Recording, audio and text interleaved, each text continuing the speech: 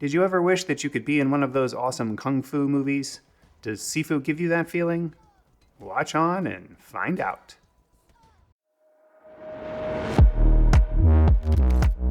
My name is Thoraxe, and this is Strategy for Busy People. If you've got a few minutes, I'll tell you what to play.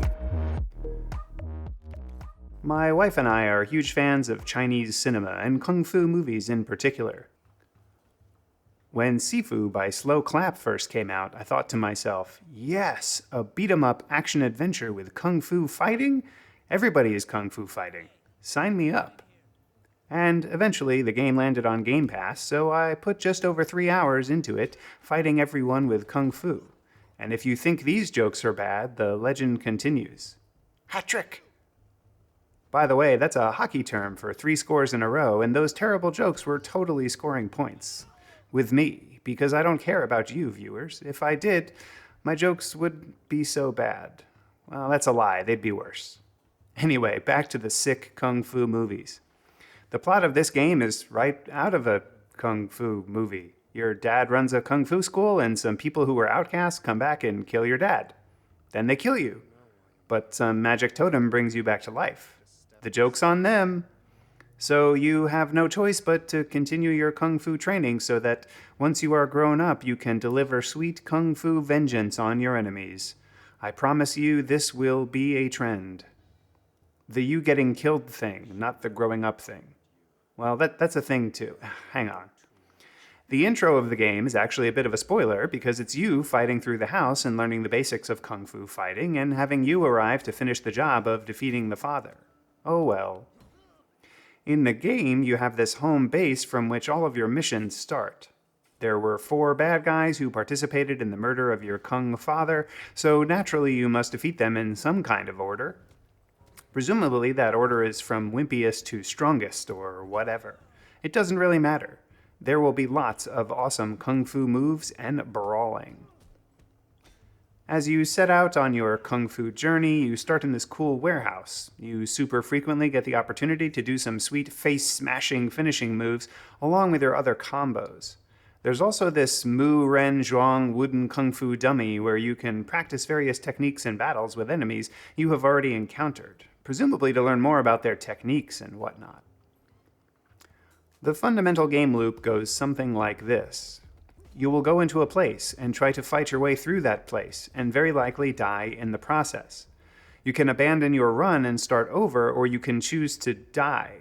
That sounds like it's bad, but accepting death means you both get to resurrect and that you also age by 1 year. You also have an opportunity to spend some of your XP and other things on upgrades and skills. Those upgrades can be new moves, or a bigger special move meter, or all kinds of interesting things. But here's the thing. I really, really don't like dying as a game mechanic. I grew up in the early 80s era of video games where dying was awful and usually meant you had to start over at the very beginning. You spend 5 hours in Mario and got really close to the end and you died? Well, too bad, you piece of kid. You have to start over from scratch. There were no save points when I grew up. So any game that has a strong death mechanic just automatically turns me off. And I spent a lot of my initial playtime on the first mission just trying over and over again to get through this stupid hallway and get to the end without dying.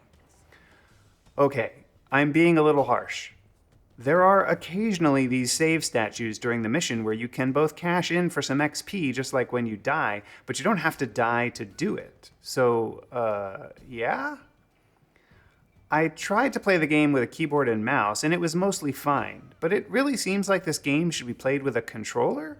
So I whipped out my OG Xbox 360 wireless controller and adapter from my PC and got to work. Man, there is some awesome nostalgia about action-adventure gaming with a controller. But the veneer soon started to crack. Another key mechanic in this game is blocking and dodging. If you just hold the block button, you'll take structure damage and not health damage. Eventually, you run out of structure and you get stunned, and then you're open to take some real damage. If you block at just the right moment with a button press, you can destroy your opponent's attack, stun them, and also counter. You can also duck away from or jump over enemy attacks like sweeps, and that can also leave them open to counterattack. Even with all these options, and even learning new special moves and techniques, I generally found myself performing the same actions over and over and over. If I was in a crowd, I used the same combo to engage and push an enemy away, and then often just ran away. Otherwise, I would try to block or dodge until I had an opening, and then use the same fierce attack combo to push the enemy away. Later, I learned a power technique, namely a knockdown sweep. So I would use that knockdown, followed by a ground assault, which would pull the enemy up to their feet in a stunned condition. Then I would use the fierce combo again to end up pushing them away. The game got really repetitive, and I kept dying and wanting to restart or retry instead of accepting death. Before I give my final verdict, take a moment to like this video and subscribe to the channel. Don't forget to share it with your friends. Agree with me, disagree with me, or want to see other content? Let me know in the comments below. Want to try this game yourself? Check out my humble affiliate link below. And if you want to support me in making more of these videos, become a patron on Patreon. Your support really makes a difference. The final verdict. If you like beat-em-up action games and you like Kung Fu and you don't mind dying being a key game mechanic, then Sifu has a lot to offer. It's got great music, fun graphics, and more people to beat up than a preschool. Wait, no. I do not beat up preschoolers. They would totally kick my butt, especially if it was some kind of Wing Chun preschool. Those kids are scary.